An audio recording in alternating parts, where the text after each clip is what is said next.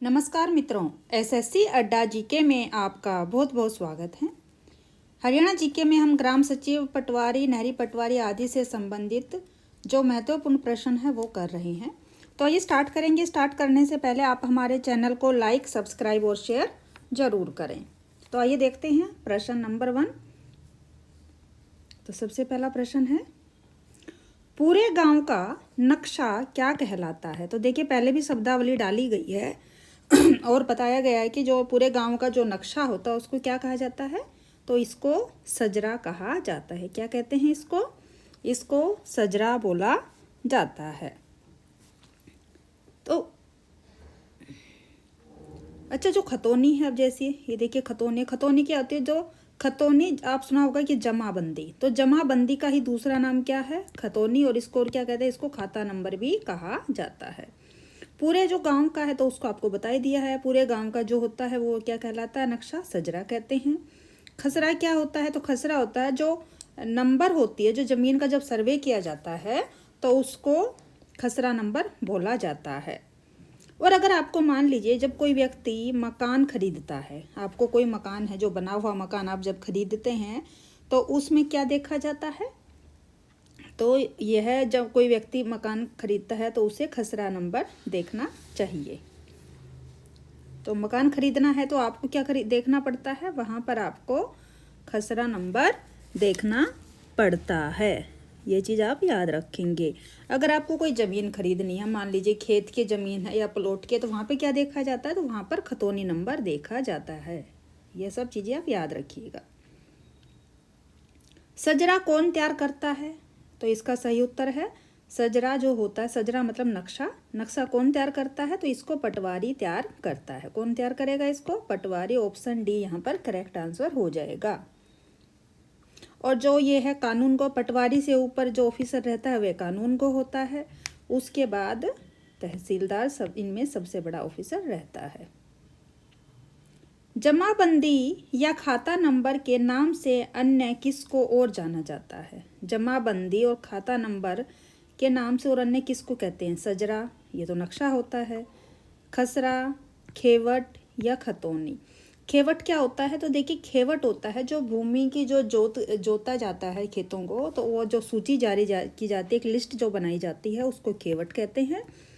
खसरा जो है अभी आपको बताया है, जो खसरा नंबर क्या होता है, ये एक ज़मीन का सर्वे नंबर रहता है। अगर कोई व्यक्ति मकान खरीदना चाहता है तो उसको क्या करना होगा, तो उसको देखिए अभी आपको बताया है मैंने ऊपर, ये मकान खरीदना तो आपको खसरा नंबर देखना होगा। खतौनी क्या है, तो जमाबंदी या खाता नंबर का अन्य नाम क्या रहता है, तो इसको खतौनी के नाम से हम जानते हैं। तो ऑप्शन डी यहाँ पर करेक्ट आंसर है। क्या रहेगा, ऑप्शन डी। ऑप्शन डी यहाँ पर करेक्ट आंसर आपका हो जाएगा। तो खतौनी का ही दूसरा नाम क्या है, खतौनी का ही दूसरा नाम जमाबंदी या इसको खाता नंबर भी कहते हैं।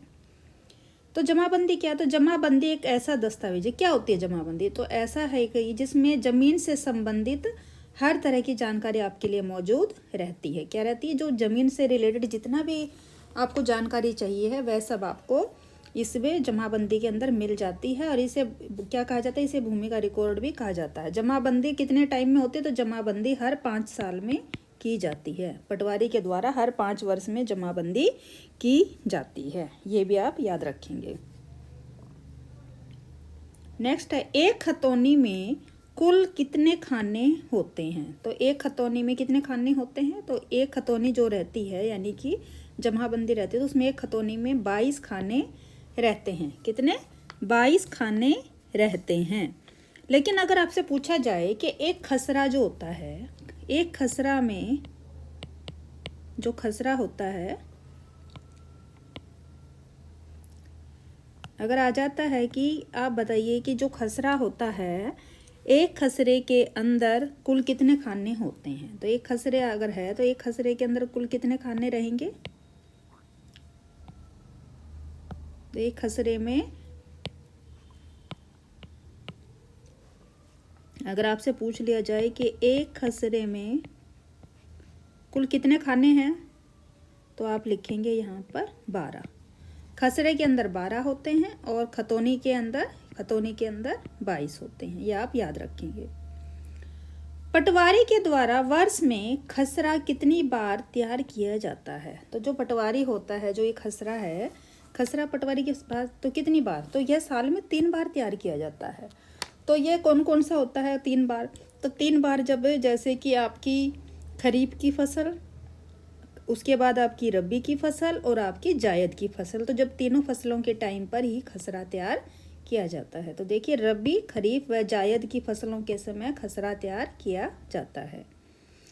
पटवारी द्वारा कितने साल बाद खतौनी खाता तैयार किया जाता है?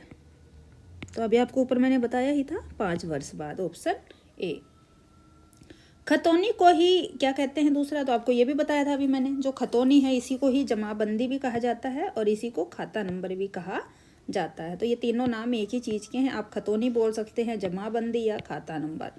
अगर पूछा जाए खाता नंबर किसे कहा जाता है, आप जमाबंदी, खतौनी, तो ये तीनों एक ही चीज़ है। ठीक है, आप ये याद रखेंगे। जब कोई व्यक्ति जमीन खरीदना चाहता है तो उसे क्या देखना पड़ता है? अगर कोई व्यक्ति ज़मीन खरीदता है, जैसे कि खेत की ज़मीन है या प्लॉट है, खरीदना है, तो उसको क्या देखेगा? तो अभी आपको मैंने बताया था, अगर आप ज़मीन खरीदते हैं तो उसको खतौनी नंबर देखना पड़ता है। क्या देखना पड़ता है? खतौनी नंबर।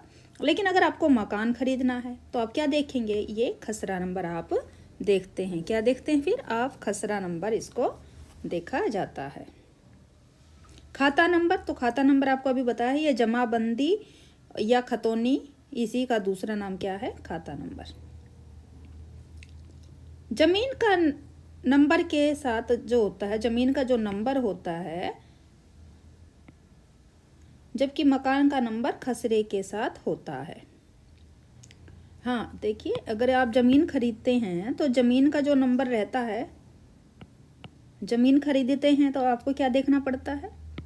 तो आपको क्या देखना होता है? खतौनी। ठीक है, तो ये खतौनी एक तरह से ज़मीन का नंबर होता है, जो खतौनी, और मकान का नंबर ये होता है खसरे में। ठीक है। अधिकार परलेख के नाम से किसे जाना जाता है? तो जो आप देखिए सजरा, खसरा, खतौनी, खेवट सब बोलते हैं। तो खसरा भी आपको बताया, अगर आपको मकान खरीदना है तो वो क्या होगा? वह खसरा नंबर रहता है। खतौनी, अगर आपको कोई प्रॉपर्टी यानी ज़मीन खरीदनी है तो खतौनी मतलब जमाबंदी, खाता नंबर, खतौनी भी बोल सकते हैं, जमाबंदी भी बोल सकते हैं, या खाता नंबर। तो ये अगर आपको मान लीजिए प्रॉपर्टी खरीदनी है, ज़मीन खरीदनी है, तो आप क्या देखते हैं? वहाँ पर खतौनी नंबर आप देखते हैं। खेवट आपको बताया था, जहाँ पर जोतता है, खेत को जोता जाता है और जो लिस्ट तैयार की जाती है जोतने की, उसको खेवट बोला जाता है। सजरा, जो पूरे गांव का नक्शा रहता है, उसको सजरा कहते हैं। ये चीज़ें पहले भी बोले, फिर भी मैं रिपीट करती हूँ ताकि आपको अच्छे से याद हो जाए।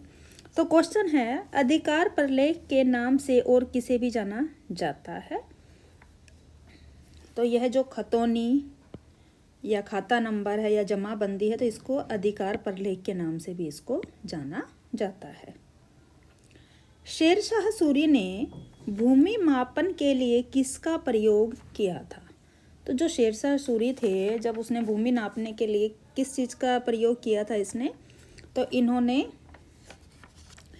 सिकंदरी गज का प्रयोग किया था। किस चीज़ का प्रयोग किया था? सिकंदरी गज का प्रयोग यहाँ पर किया गया था। सिकंदरी गज जो होती थी, ये कैसे होती थी? तो यह आपकी होती थी 39 अंगुल या 32 इंच की होती थी। क्या होती थी? 39 अंगुल होती थी, या इसको 32 इंच का माप इसका रहता था। ये एक सन की रस्सी होती थी जिसे जरीब के रूप में इस्तेमाल किया जाता था। तो जरीब से ही पहले खेतों की प्रॉपर्टी की जो माप की जाती थी, बाद में ये लोहे की चेन आ गई थी जो जरीब के रूप में, लेकिन पहले, उससे पहले लोहे की चैन से पहले इसका यूज जो एक रस्सी के रूप में होता था सिकंदरी गज का। किसके टाइम में? सिकंदरी गज ये शेरशाह सूरी के टाइम में। और जो ये होती थी एक सन की रस्सी, पहले आपको पता है जो अगर कुछ लोगों के घरों में अब भी चारपाई अगर रहती है तो एक रस्सी होती थी जिससे द्वारा चारपाई को भरा जाता था। वो जो रस्सी रहती थी थोड़ी चुभने वाली रहती थी, तो वो सन की रस्सी उसको बोला जाता था। तो जो सन की रस्सी है तो उससे ये जरीब का तैयार की जाती थी और उसी से के द्वारा भूमि का मापन किया जाता है। किसके टाइम में? सिकंदरी गज ये बनी थी, तो ये थी शेरशाह सूरी के टाइम में। इसकी लंबाई कितनी रहती थी? तो इसकी लंबाई 39 अंगुल या 32 इंच की होती थी।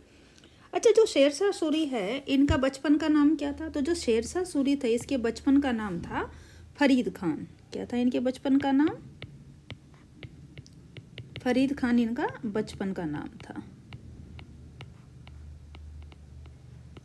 इसके अलावा जो इनके पिता का नाम था, तो इनके पिता का नाम हसन खान था।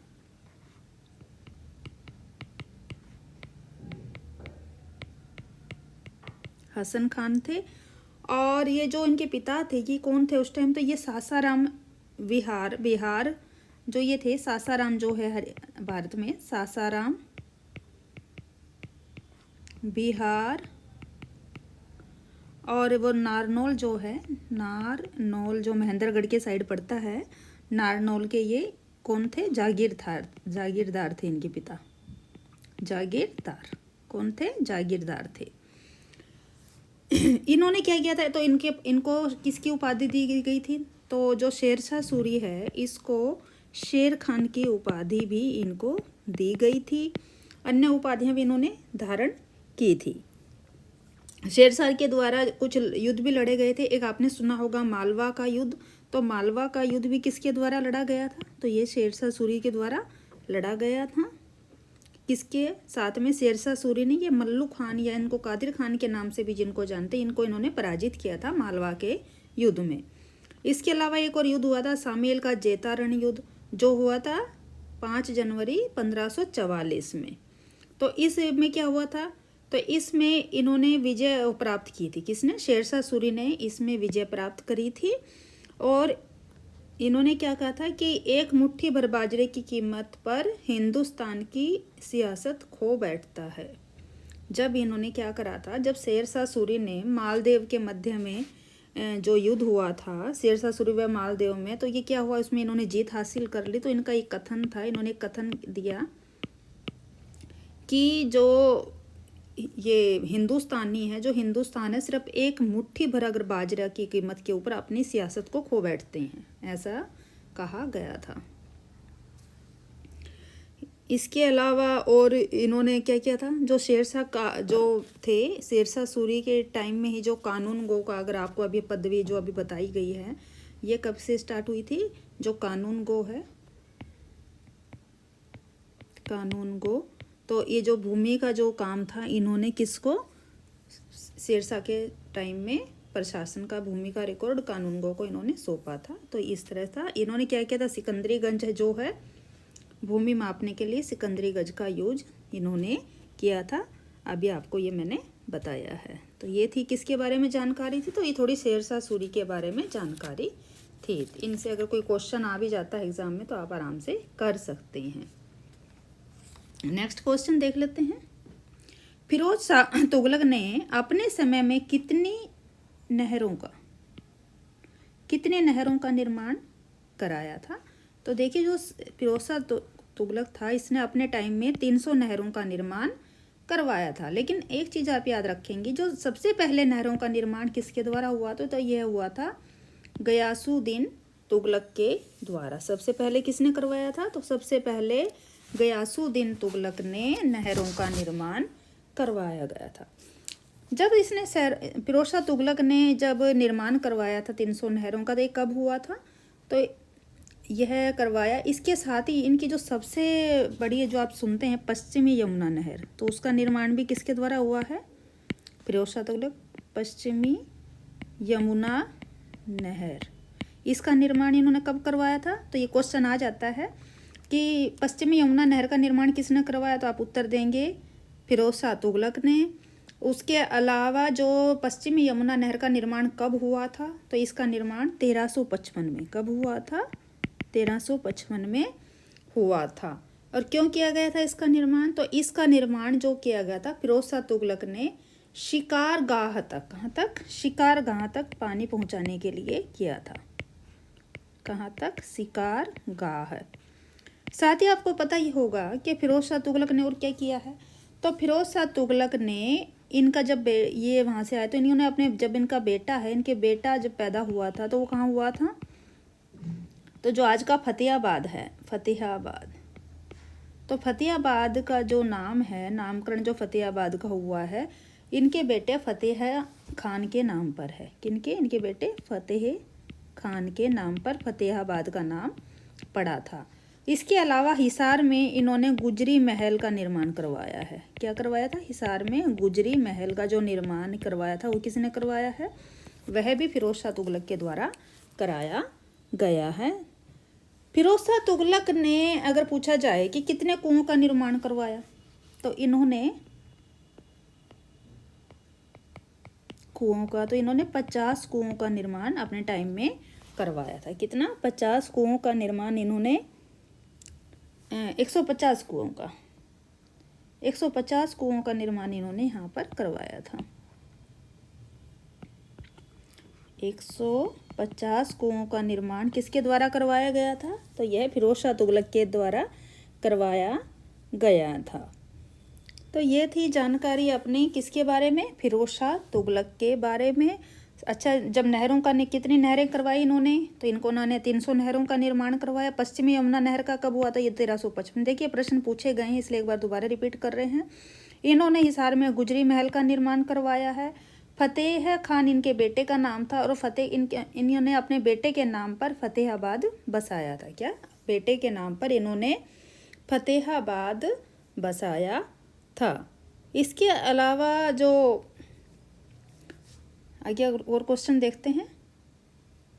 अच्छा, उसके अलावा अगर आपने सुना होगा गजे सिकंदरी जो है, तो गजे सिकंदरी किसने लागू की थी? तो ये सिकंदर लोदी ने की थी। कब? भूमि नापने के लिए। और गंटर चैन, बंदोबस्ती चैन आदि आपने देखा होगा। पहले हमने जो वीडियो डाली हैं काफ़ी इससे रिलेटेड और भी काफ़ी प्रश्न आपको वहाँ से मिल सकते हैं। अगर किसी ने नहीं देखा तो आप हमारे पिछले वीडियो जाकर देख सकते हैं। डिस्क्रिप्शन में आपको पूरा लिंक मिल जाएगा। आइए आप देखते हैं जो अन्य तथ्य रहते हैं, कुछ अन्य जो नाम रहे हैं कि जो पटवारी से संबंधित विभाग में आज भी यूज होते हैं और प्राचीन काल में सल्तनत काल आदि में भी यूज होते थे, वो क्या है? विजयनगर साम्राज्य में आय का मुख्य स्रोत क्या था? तो जब विजयनगर साम्राज्य तो उसमें आय का क्या स्रोत था? तो सबसे ज़्यादा लगान, यानी कि भूमि से जो लगान उनको मिलता था, यह उनकी आय का स्रोत होता था। सल्तनत काल में पूरी तरह केंद्र के नियंत्रण में रहने वाली भूमि क्या कहलाती थी? तो जो पूरी तरह केंद्र के नियंत्रण में रहती थी उसको खालसा भूमि के नाम से जानते थे। क्षेत्रफल के आधार पर लगान का निर्धारण क्या कहलाता था? तो इसको मसाहा कहा जाता था। क्या? मसाहा। फिरोज शाह तुगलक ने कौन से 4 कर वसूल करने के आदेश दिए थे? तो कौन कौन से 4 थे जो फिरोज शाह तुगलक ने लागू किए थे? क्या? जो लगान उन्होंने लगाए थे, टैक्स उन्होंने लगाया था, तो वो कौन कौन से थे? 4। उनके नाम थे खराज, खुम्स, जजिया और जगात। अलाउद्दीन खिलजी ने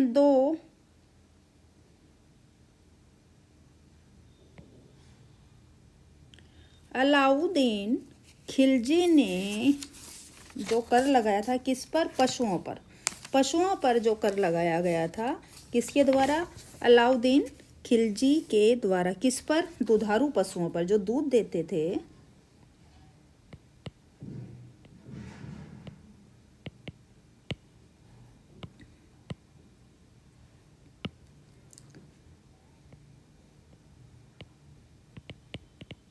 दुधारू पशुओं पर।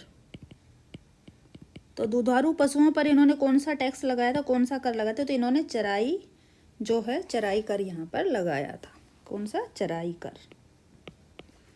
दीवाने कोही किसके द्वारा बनाया गया था? तो दीवाने कोही जो था यह मोहम्मद बिन तुगलक के द्वारा बनाया गया था।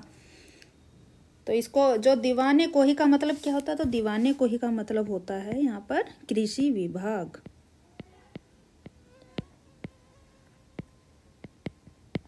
क्या होता है? कृषि विभाग, यानी दीवाने कोही। अनरम का संबंध किससे? तो अनरम का संबंध जागीर से है।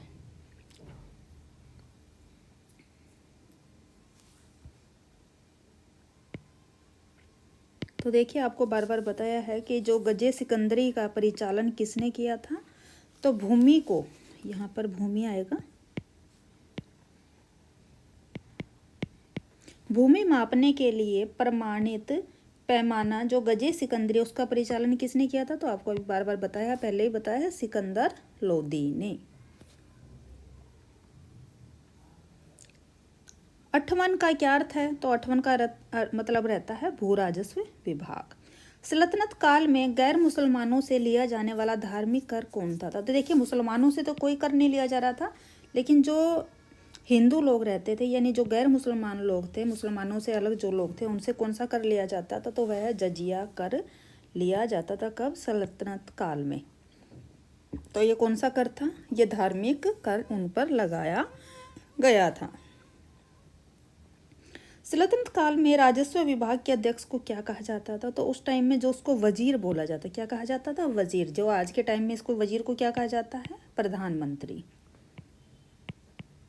प्रधानमंत्री या वजीर इसको कहा जाता था।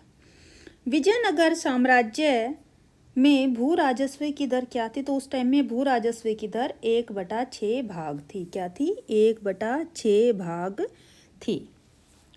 साथ ही आपको एक चीज़ और बताएं, देखिए जो अलाउद्दीन खिलजी था, इसने एक कार्य बड़ा अच्छा किया था। जो अलाउद्दीन खिलजी था, जब इसने जो अमीर लोग थे, अमीर लोगों की जो भूमि है, वह क्या किया गया था? अलाउद्दीन खिलजी के समय में जो अमीरों की भूमि को क्या कर लिया था? तो सारा अपने राज्य में मिला लिया गया था। अलाउद्दीन के समय में जो भूमि थी वो सब राज्य के जो उन्होंने अपने शासन में मिला ली थी। तो लेकिन उसमें क्या किया, उसके बाद जब गयासुद्दीन आया, गयासुद्दीन तुगलक ने क्या किया था? सभी अमीरों की भूमि को वापस कर दिया था। किसने करा था? गयासुद्दीन तुगलक ने। तो ये याद रखेंगे। तो ये थे आज के महत्वपूर्ण प्रश्न। अगर आपको हमारे अच्छे लग रहे हैं तो प्लीज़ चैनल को ज़्यादा से ज़्यादा लाइक, सब्सक्राइब और शेयर ज़रूर करें। साथ ही आप हमारी पिछली वीडियो जाकर सब फ़ायदा उठा सकते हैं, इनको अपने मित्रों के साथ भी शेयर करें। आने वाले टाइम में अन्य और भी